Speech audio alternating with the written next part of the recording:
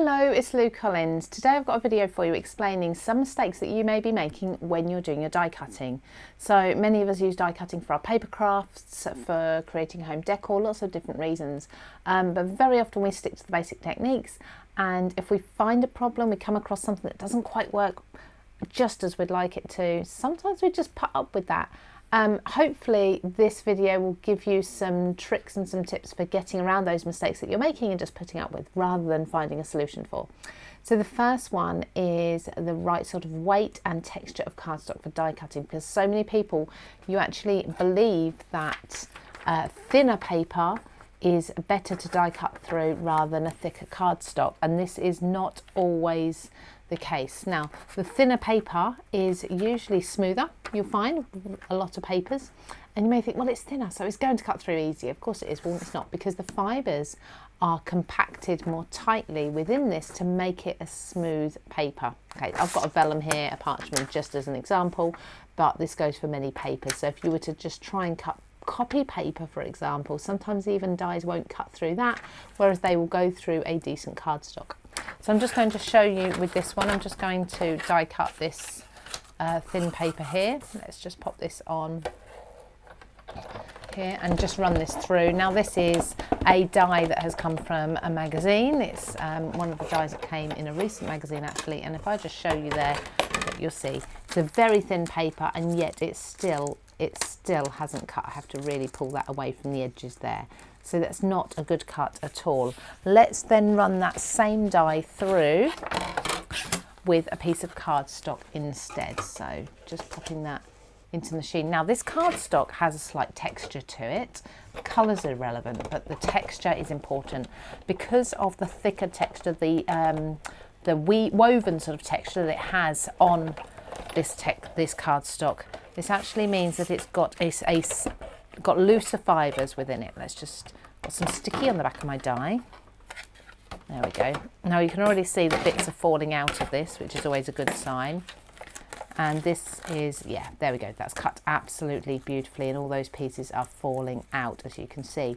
Now this is, of course, a much thicker cardstock than the vellum that we were just cutting into. Now, that is something that so many people make. They message me and they say, I've got this die, I can't get it to cut. I've even tried paper and it won't cut through. And I'm like, don't try paper, it will not work. Find something, even watercolour card, watercolour paper, because of the softness of it, because of the texture, it's got very loose fibres. Hopefully your dies, even your intricate ones that are a little bit of a pain sometimes, even they should go through the softer cardstocks. Mistake number 2 is particularly if you cut into foam. Lots of people have learned that if you cut into foam with your die, you can create your own stamps. This is very true, but cutting into foam can be a bit problematic sometimes.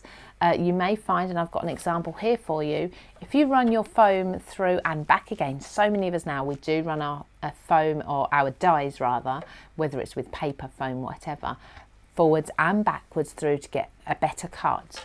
What you'll find is you get something called a double cut. Now, I don't know how well you can see this. Let's have a look around the edges here.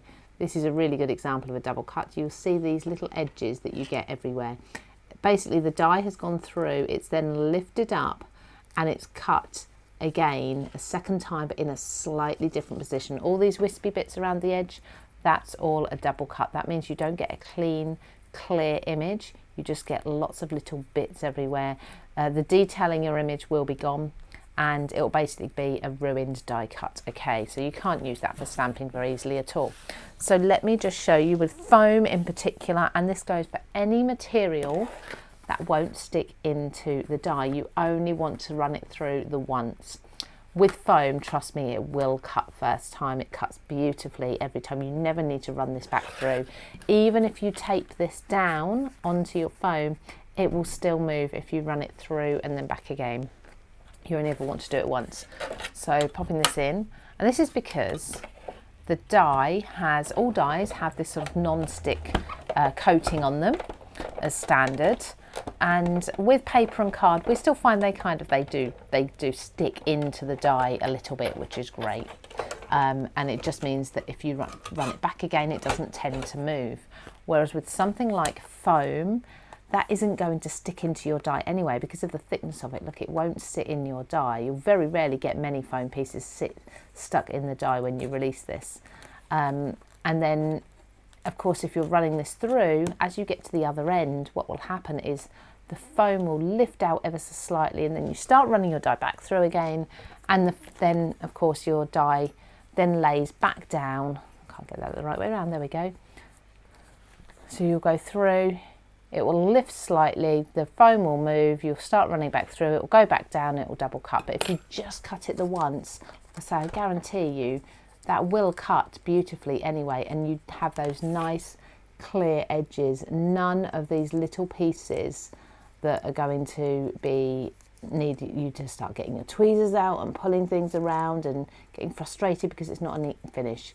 Absolutely perfect. I'm just going around the detail here to show you a perfect clear line there every time. So with foam or any other material you might be cutting that doesn't stay within the die, so think, for example, things like cork sheets, leatherette, if you cut anything like that with your dies, only ever run them through once and remove them. Don't try to attempt to run it back through again. So let's talk about die positioning. Now I've got 3 tips here for you. The first one is the direction that we're laying our dies. Now what you may have noticed I tend to do is put my die down, then my paper on top, and then my cutting plate on top of that.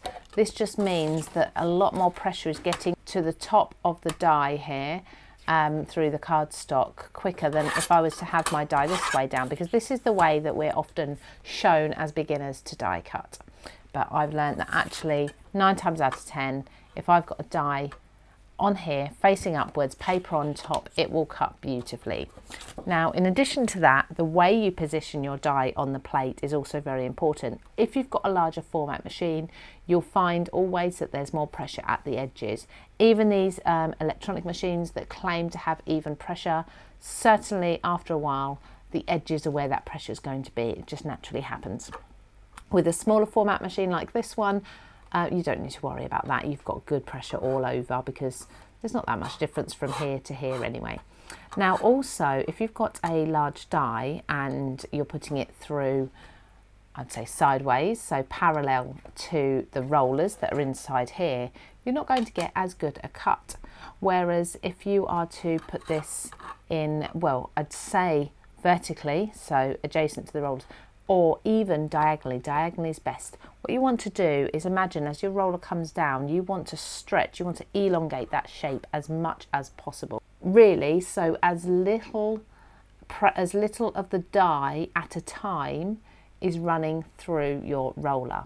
Okay, so for the same reason, when we're stacking our dies in our machine, you may think, well, I'm going to save time here, I'm going to cut lots of them at once. And you start placing them on like this without thinking about it. There we go. I'm going to run those through. Now, as the roller comes over your plate, once it gets to here and coming over here, it's got to spread its pressure across all of this at the same time. There's going to be areas missed, unfortunately. If you were to firstly elongate any large dies, but also then do the same with your other dies. Spread your dies around, so that as the roller comes over, it's only got a small amount of each of the dies to pass through at a time. Okay, so let's just test that out. So I've got lots of dies here. I've got them upside down and I've stretched this one. I should, with any luck, it doesn't matter whereabouts these are, as long as they are one after the other, I should, with any luck, get a really good cut on all of these. And because this is cardstock, not foam or any material that won't stay in my die, I can run this back through quite happily as well. And don't forget, we've got those dies facing upwards with the paper on top, not the other way around. There we go already. There's my butterfly. So I can see my 3 pieces down here have cut, my butterfly has cut, and all the detail in there has cut nicely as well, just popping some of that out with my fingers. So absolutely perfect, really happy with that. And I've got my speedy crafting on. I don't have to worry about going back and trying to recut anything. The next quick tip for you is not considering how you're going to glue down that die cut, particularly if it's something like this, which is particularly intricate, got all of this detail. Definitely think ahead to whether you want to add something like the Sizzix adhesive sheets or the Craft Stash adhesive foam to your project, and do that before you die cut. That way you're cutting through the cardstock or the paper and the adhesive on the back at the same time. Everything's lined up for you and it's just going to make your crafting so much easier. So on here I've already applied an adhesive sheet, and then once I've die cut this, all I need to do is peel back and I've got myself a sticky die cut. And of course I won't be wasting what's left either, because that will all have sticky on it. So make sure you just consider that before you run through a die cut. How are you going to be sticking that down afterwards? My very last tip, and something that many of us are guilty of, is as soon as we've die cut, as we did here, is throwing this away. You've got yourself some beautiful silhouettes there that you can be using within your die cuts. So let me just show you. So this is that piece of waste that we already had. I'm just going to pop this onto here. I can use a little bit of tape just to hold that down.